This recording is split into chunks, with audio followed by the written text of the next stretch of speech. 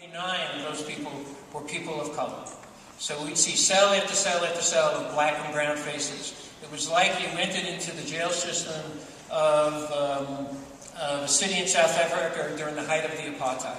And we came to know and understand that the vast majority of people who we saw in those cells were not arrested and were not going to be charged with anything that approaches being a serious predatory crime.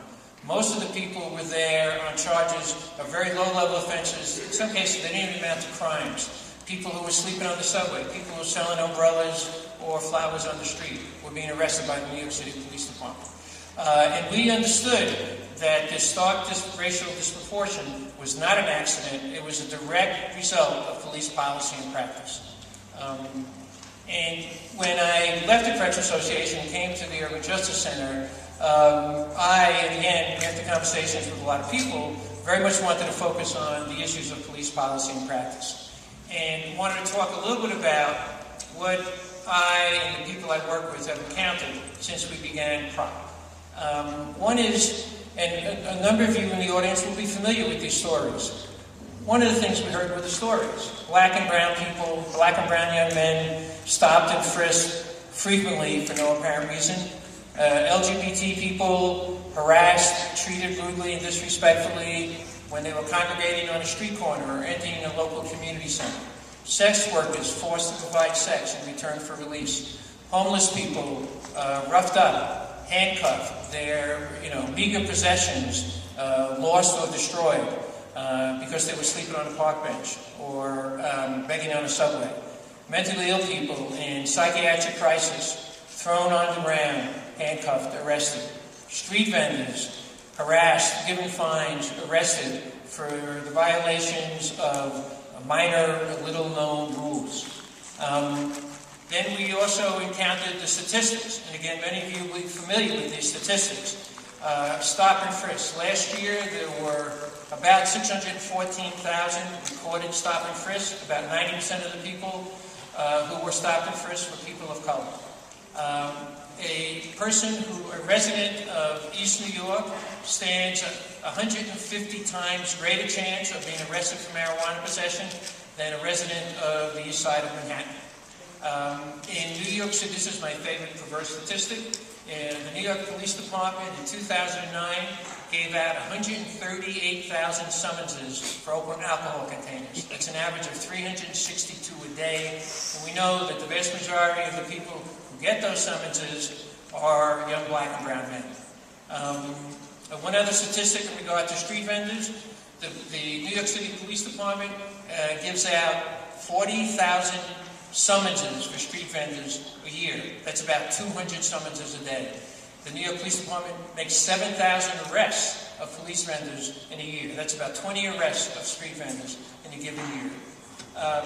So in addition to the statistics, in addition to the stories, we encountered quotes, and we've compiled them in a report, which we haven't released yet, but we're hoping to release it within the next month or two.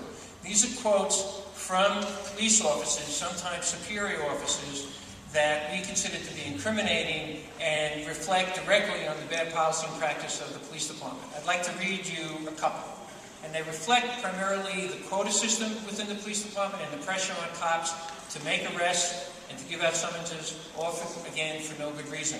Here's a quote from a superior officer talking to his troops. Quote, "Everybody goes. I don't care. You're on 120 in Chauncey and they're popping champagne, yoke them. Put them through the system. They got bandanas on, arrest them. Everybody goes tonight. They're underage. Excuse me, fuck them." Another quote. "If they're on a corner, make them move. If they don't want to move, lock them up. Done deal. You can always articulate a charge later." Another quote. "Don't worry, I'm not going to use your real information." This is a cop apologizing. "Don't worry, I'm not going to use your real information. It's the end of the month and I need to reach my quota." Then I want to give you a couple of quotes from cops who objected to this practice and try to blow the whistle. One quote, "I'm not going to keep arresting innocent people. I'm not going to keep searching people for no reason. I'm not going to keep writing people up for no reason. I'm tired of this." Another quote, "We are stopping kids walking from school. We're stopping kids walking upstairs to their house. We're stopping kids going to the store, kids, young adults, in order to meet that quota." One more quote. It was a job I always wanted to do. I wanted to do something to help my community, to make a difference. But I wasn't going to go out there and issue an 80-year-old a summons.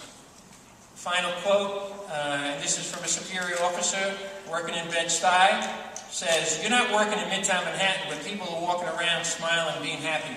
You're working in Bed-Stuy where everybody's probably got a warrant." The coming together for us of the quotes, the statistics, the stories, they represent a very disturbing picture. Those are the pieces of the picture, the pieces of the puzzle. And the picture is that every day the New York Police Department, despite there being many good officers on the force, every day the police department engages in objectionable practices that harm our communities and harm people.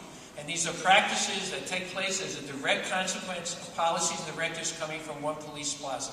These are policies and practices, and this is what we want to talk about during the question and answer and discussion afterwards, that if we organize effectively and organize strategically, that we can change.